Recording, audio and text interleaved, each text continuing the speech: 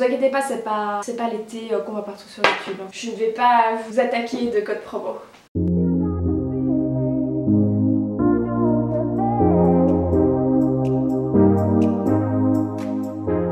Hello tout le monde, j'espère que vous allez bien d'avance. Je suis désolée, je suis encore malade, enfin je suis en fin de maladie en fait. J'aurais très bien pu me mettre en pyjama mais je me suis dit que j'avais quand même du respect pour vous et du respect pour moi, donc j'ai mis un pull. Mais bon, c'est le pull de quand t'es malade quoi, c'est pas le pull en mode je vais à un défilé de mode à la Fashion Week. Non. Aujourd'hui on se retrouve pour une vidéo où je vais vous parler de mon mois sans sucre. Il y a un mois donc je vous avais dit que j'allais arrêter le sucre ajouté pendant un mois. Si vous débarquez comme ça sur ma chaîne, que vous ne savez ni le pourquoi du comment, je vous invite à aller cliquer sur le petit lien que je vous mettrai juste ici. C'est la vidéo où j'explique pourquoi est-ce que j'arrête le sucre, en quoi le sucre c'est mauvais et bref, allez voir. Alors la première question c'est est-ce que j'ai réussi? Et la première réponse est non! Bon, je suis désolée si j'en déçois certains, mais j'ai pas réussi à faire un mois sans sucre. Donc vers la fin j'ai craqué, voilà. Mais j'ai une excuse entre guillemets, c'est que justement j'ai été malade. Tu sais, quand t'es malade, t'es pas du tout au top de ta forme, t'as envie de sucre. Je vais vous expliquer comment ça s'est passé ce mois sans sucre parce que ça n'a pas été sans difficulté du tout. Bon, les premiers jours j'étais hyper motivée, j'étais là, ok, on fait les courses, on passe pas par là, rayon biscuits, on zappe. Et puis après une semaine, je suis tombée en dépression. Pendant 3-4 jours, j'étais au fond du trou. Mais c'est un truc de fou et on m'avait prévenu, il y en a qui m'ont dit tu vas faire un mois sans sucre et tout, c'est vachement courageux, il y en a beaucoup au début qui tombent en dépression etc. parce que c'est une drogue tellement forte pour nous que arrêter le sucre du jour au lendemain comme j'ai fait et qui à mon avis était pas la meilleure chose à faire, ça m'a mis dedans quoi. Donc pendant 3-4 jours j'avais envie de pleurer tout le temps et j'étais trop mal, j'avais mes parents au téléphone etc, je disais ça va pas, je voyais tout en noir, j'avais l'impression que tout était contre moi et ma mère m'a dit à un moment oui mais ça pourrait être dû au fait que t'as arrêté le sucre et en m'informant etc. Vraiment c'est une chose commune quand vous arrêtez le sucre, c'est vous tombez en dépression.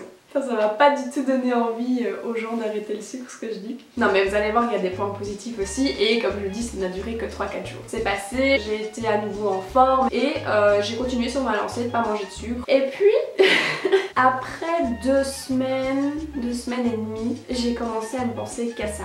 Je ne pensais qu'au sucre. Mais c'était un truc de malade. Je le voyais partout en fait.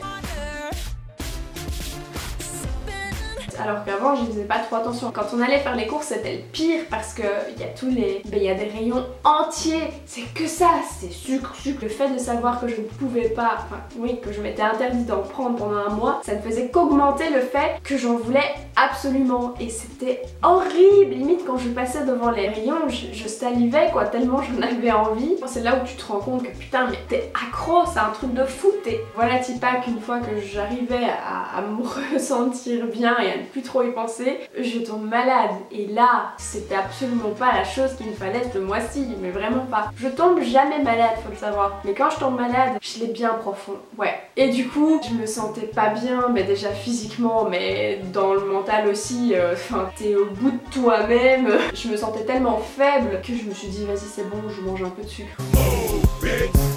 Déjà dans le thé je mettais du miel parce que là avec ma gorge c'était plus possible, en fait je devais mettre du miel sinon Et alors il y a un jour aussi où on est allé au McDo un soir parce que voilà on n'avait pas le choix, on devait prendre la route après et on n'avait plus rien à manger chez nous donc on est passé au McDo. Moi j'étais tellement mal, je vous jure, j'étais dans ma veste et tout, j'ai pris la toute mini salade tellement mal que je me suis dit vas-y tu sais quoi, je me prends mon putain de cookies au chocolat. Et donc je l'ai pris, mais vous voyez c'est des cookies comme ça, ils sont quand même assez grands. J'ai mangé mon cookies, putain les gars, la première bouchée j'étais aux anges, c'était un truc de fou. Par contre je me suis vraiment forcée à le finir parce que arrivé, même pas la moitié mais arrivé au quart du cookies, je pouvais plus en fait, ça m'écœurait. Je l'ai quand même terminé parce que chez McDo le cookies c'est 2 €, j'ai pas envie de jeter 2 € à la poubelle je vous avoue. Et puis ici en sortant de ma maladie, en fait le fait d'avoir remangé un peu de sucre, disons que ça a facilité les craquages par après. Bref c'est vers la dernière semaine donc j'ai craqué de peu, enfin j'ai presque fait mon défi en entier mais c'est vers la dernière semaine que je me suis dit j'en ai marre et il me faut du sucre. Et en fait je crois que c'est parce que j'ai voulu arrêter trop vite d'un coup. Au niveau de la peau, je vous avais dit dans ma première vidéo que quand j'avais arrêté de manger du sucre pendant genre 3 semaines en juillet, ma peau était devenue hyper belle, enfin vraiment il n'y avait plus aucune impureté, plus aucun bouton ni rien, et du coup je m'attendais à avoir la même chose ici. Sauf que j'ai décidé de faire mon mois sans sucre au moment où on passe à l'automne, et moi, ce changement de saison, ma peau elle me fait ça tous les matins, genre va te faire voir. Ma peau en automne, je sais pas ce qu'elle fout, je sais pas. J'ai plein de petits boutons ici, ça c'est chaque année, donc j'ai pas vu de réelle différence. Ah si, il y a juste au niveau des arêtes du nez, là j'avais plus du tout de boutons alors qu'avant j'en avais de temps en temps qui arrivaient, c'est tout. Par contre, depuis que cette semaine j'ai repris à manger un peu du sucre de manière plus régulière, là les amis, j'ai vu une différence au niveau de ma peau, mais pas dans le bon sens. Je sais pas si vous voyez, si vous le voyez d'office, il est tellement énorme, là, et alors j'en ai un autre là. Et bien ces deux boutons sur les joues, ils étaient pas là il y a 2 jours. Et c'est des boutons qui n'arrivent que quand je mange du sucre. C'est des boutons super spécifiques en fait. Et c'est des boutons qui vont jamais devenir blancs. Ils restent sous la peau. Vous savez, c'est des putains de boutons qui font trop mal parce qu'ils sortent jamais et ils sont là et on les voit super fort. Donc vraiment c'est les pires, pour moi c'est les pires. Au niveau positif aussi, je vais vous dire que ne plus manger de sucre, ça veut dire ne plus acheter de sucre. Et comme il y a du sucre dans beaucoup de choses, ça vous fait des économies de malade. Ici, donc cette semaine, on a refait les courses et comme mon mois a été terminé et que de toute façon j'ai craqué avant qu'il se termine, et bien on a racheté quand même pas mal de sucre. On a racheté par exemple, pour vous dire, du chocolat chaud en poudre, des petites danettes au chocolat. Moi je me suis racheté du muesli pour certains matins. Voilà, donc c'est des trucs, c'est 3 trucs que je n'ai pas du tout mangé ce mois-ci. Aux courses, je peux vous dire que la différence elle s'est fait ressentir. On a vu la différence de prix à la fin et ça je crois qu'on va prendre en compte parce que quand on s'est retrouvé à la caisse, on s'est regardé avec Mika, on s'est fait ah ouais d'accord. Dernier point positif mais qui je trouve est un point extrêmement important et le meilleur en fait, c'est que comme je vous ai dit avec le McDo, le cookies du McDo, avant quand je prenais des petits cookies comme ça, je pouvais m'en enfiler 3-4 facilement, voilà, aux 4 heures devant une série ou quoi. Maintenant je m'en enfile un, maximum 2 et c'est tout. Après je ne peux plus en fait, ça devient trop sucré pour moi, ça m'écœure très vite. C'est comme les personnes en fait qui arrêtent de saler leurs plats. Si vous êtes quelqu'un qui a arrêté de mettre du sel dans ses plats pendant une période plus ou moins longue et qu'après vous recommencez à saler vos plats comme avant, vous allez trouver ça beaucoup trop salé. Et ben avec le sucre, dites-vous que c'est exactement la même chose et c'est un point très positif selon moi parce que du coup de moi-même je vais réduire ma consommation de sucre, pas parce que je vais me priver mais parce que je vais pas aimer en manger plus en fait. Alors en conclusion, est-ce que je vais recommencer à faire un mois sans sucre? Non.